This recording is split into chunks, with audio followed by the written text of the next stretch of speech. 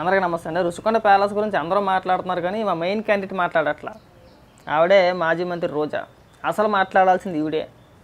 రకరకాలుగా మాట్లాడుతున్నారు వైసీపీ నాయకులు. అది ప్రభుత్వ భవనం అని, సాక్షులు అయితే మరీ గౌరవం అనుకోండి. ఆ ఈశ్వరో, ఆ కేఎస్ఆరో, ఆ నాగార్జునమ్మ వీళ్ళంతా రకరకాలుగా మాట్లాడుతున్నారు. ప్రభుత్వ భవనమే కదా, వాడుకోవచ్చు కదా, ఆ జగన్మోహన్ రెడ్డి ఎందుకు కట్టుకున్నాడని చెప్పేసి అని. అయితే గతంలో రోజా ఏం మాట్లాడిందో ఒకసారి వినిపిస్తాను, విన్న తర్వాత మాట్లాడుకుందాం.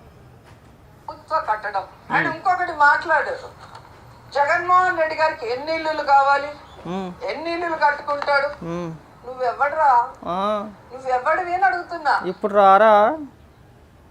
రారా వచ్చి సమాధానం చెప్పు. ఇప్పుడు రాదు, ఇంకో కంగారు పడ. మాకు అసలు మ్యాటర్ ముందు ఉంది. ప్రభుత్వ భవనమే అనుకుందాం, మీరు చెప్పిన విధంగా ప్రభుత్వ భవనం అనుకుందాం. దరిద్రం ఏంటంటే ఆ భవనంలో బాత్రూంలో మసాజ్ టేబుల్ కూడా ఉంది. మరి అది దేనికిరా? ఇప్పుడు రారా ఒకసారి వినిపిస్తా, అది కూడా వినండి. ఆ దరిద్రాన్ని కూడా వినిపిస్తా.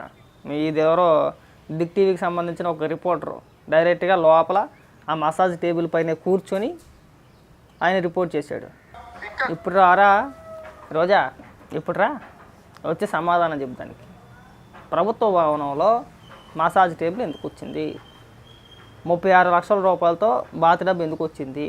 దీన్ని అన్నింటికి వచ్చి సమాధానం చెప్పు. మళ్ళీ దానికి కూడా కవరింగ్ లేవు. మాక వచ్చిన పెద్దలందరినీ కూడా బొమ్మల్లో పడుకోబెట్టేసి ఆయిల్ వేసి తాయి మసాజ్ చేస్తాడు జగనన్న. అలాంటి మాటలు మాట్లాడితే చెప్పించి కొడతారు. ప్రజల ధనంతో విలాసవంతమైన భవనం కట్టేసుకొని అందులో అన్ని ఫెసిలిటీస్ కూడా, చివరికి మసాజ్ టేబుల్ కూడా, మళ్ళీ దానికి కూడా కవర్ చేసే ప్రయత్నమే. ఏ ప్రభుత్వ భవనంలో ఉందిరా మసాజ్ టేబుల్? ఆయన మసాజ్ టేబుల్ అక్కడ ఎందుకు ఉండాలి? అక్కడ ఏం పని? మసాజ్ టేబుల్తో ఏం పని? ప్రభుత్వ భవనంలో మసాజ్ టేబుల్ దేనికి? గతంలో మీరే చెప్పారు కదా అది ప్రభుత్వ భవనం అని చెప్పేసి. ఇప్పుడు కూడా మాట్లాడుతున్నారు కదా ప్రభుత్వ భవనం అని చెప్పేసి అని. కాసేపు హోటల్ అంటారు, కాసేపు టూరిజానికి సంబంధించి అంటారు, కాసేపు సీఎం క్యాంప్ ఆఫీస్ అంటారు. గతంలో మీరు మాట్లాడిన మాటలే. అంటే ఏంటి, వచ్చిన వాళ్ళందరినీ బొమ్మల్లో పడుకోబెట్టేసి జగన్మోహన్ రెడ్డి మసాజ్ చేస్తాడేంటి? చెప్పండి. అలా కూడా నమ్ముతాం, గొర్రెలం కదా. మీరు చెప్తే మేము వింటాం. ఇంకా అసలు మాట్లాడాల్సింది రోజా.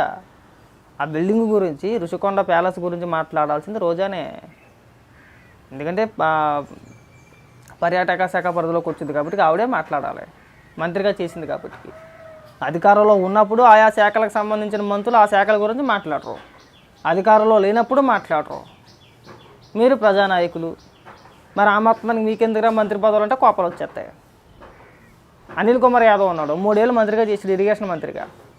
దిగిపోయిన తర్వాత ఒక మీడియా ప్రతినిధి, అయ్యా మీరు 3 ఏళ్ళు మంత్రిగా చేశారు కదా, పోలవరం గురించి 2 ముక్కలు చెప్పానంటే ఇప్పుడు నేను మంత్రిని కాదు, నన్ను అడగొద్దు అన్నాడు.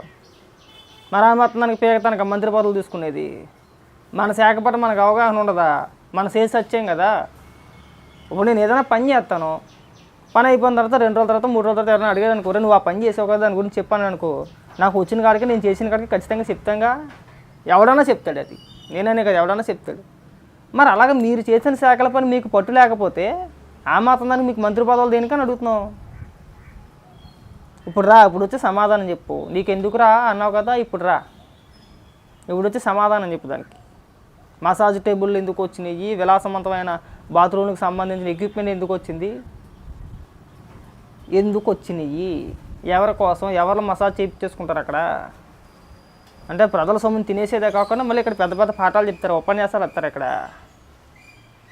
ఇందాకేదో చూస్తా కేఎస్ఆర్, నాగార్జునమ్మ కూర్చొని, అది ప్రభుత్వ భవనమే కదా, 7 స్టార్ హోటల్ అంటే అలాగే ఉంటుంది. మరి ముందెందుకు చెప్పలేదు? ప్రభుత్వ భవనమే, మీరు అందరూ వెళ్ళి చూడొచ్చు. మీడియా ప్రతినిధులకు కానీ సామాన్య ప్రజలకు కానీ ఎలాంటి ఆంక్షలు లేవు, మీరు నిక్షేపంగా వెళ్ళి చూడొచ్చు అని చెప్పేసి ఎందుకు చెప్పలేదు? ఎందుకు ఆంక్షలు పెట్టేసుకున్నాం? ఒక పక్క ప్రతిపక్ష నాయకుల్ని వెళ్ళని వాళ్ళు అక్కడికి, ఒకవేళ వెళ్ళే ప్రయత్నం చేసినా ఎక్కడికక్కడ పోలీసులను అడ్డం పెట్టి ఆపించేశారు. ఇవాళ వచ్చి ప్రభుత్వం అందే కదా, ఒకవేళ జగన్మోహన్ రెడ్డి అయితే ఆ ఇంటి పత్రాలు తీసుకెళ్ళి జగన్మోహన్ రెడ్డికి ఇచ్చేయండి. ఆ లెక్కలెక్కైతే తాడేపల్లి కొంప పత్రాలు ప్రభుత్వానికి ఇచ్చేయాలి. ఎందుకంటున్నానంటే ఆ చుట్టూ పెద్ద కంచి కట్టేసుకున్నాడు కదా, ఇనప కంచె. ఆ కంచికి 3,25,00,000 రూపాయలు అయింది. ప్రభుత్వ సొమ్మే. జీవో నెంబర్ 279 అనుకుంటా, జీవోలతో సహా ఉన్నాయి ఆధారాలు. మరి దానికి ఎవరు సమాధానం చెప్తాడురా? ప్రతి ఒక్కడు మేధావే. మీరెందుకు మాట్లాడుతున్నారు? ముందు అవును రప్పించండి.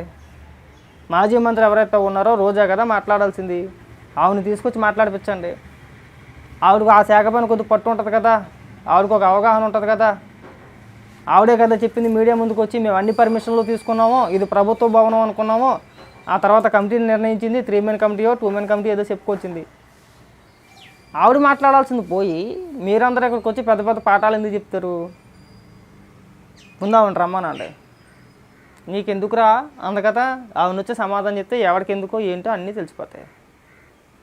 గతంలో ఆవిడే డిక్లేర్ చేసింది, ముఖ్యమంత్రి ఇష్టం ఎక్కడ పెడితే అక్కడ ఉండొచ్చు, తాడేపల్లిలో కాకపోతే అమరావతిలో ఉంటాడు, తాడేపల్లిలో కాకపోతే విశాఖపట్నంలో ఉంటాడు, కట్టుకుంటే తప్పేంటని అధికార మతంతో నీ నోట్లో ఐస్ క్రీమ్ పెట్టుకుంటారా, ఇంకోటి పెట్టుకుంటారా, ఇష్టానుసారంగా రెచ్చిపోయారు ఆ రోజున. ఆ రోజు ఎవరు క్వశ్చన్ చేసినా సరే వాళ్ళపైన బూతులు దాడే.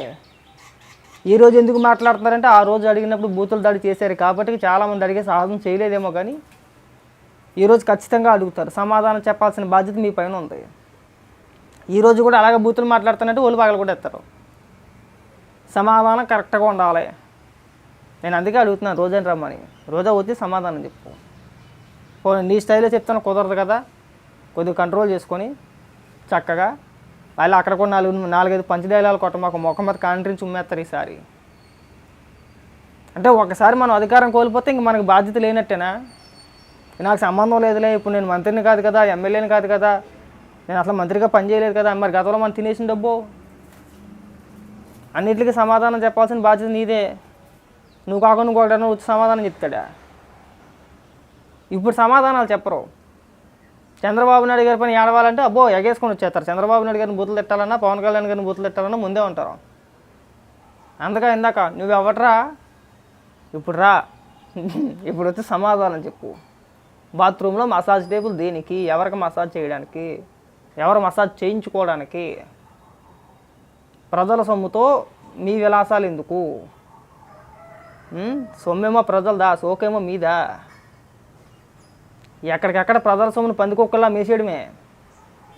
మేసేసేది కాకుండా ఇవాళ మళ్ళీ పాఠాలు చెప్పడం. రోజా ఏం తక్కువది కాదు, ఆల్రెడీ 100 కోట్ల రూపాయలు తినేసింది, ఆల్రెడీ సిఐడి కేసులు అని చెప్పేసి వార్తలు వచ్చినాయి మొన్న.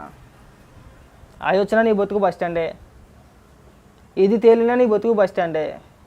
మళ్ళీ కవర్ చేయమాకండి. ప్రభుత్వ భవనము, ప్రభుత్వం వాడుకోవచ్చు కదా, ఇటు 500 కోట్ల రూపాయలతో కట్టేసి మీరు ప్రభుత్వాలకు అద్దెకిచ్చేసుకోవచ్చు కదా, ఎవరైనా వస్తే అద్దెకిచ్చేయచ్చు కదా, వాడేసుకోవచ్చు కదా, పర్యాటకుల కోసం కట్టేస్తామని మాట్లాడుతున్నారు. ఎవడు ఉండాలి అందులోని?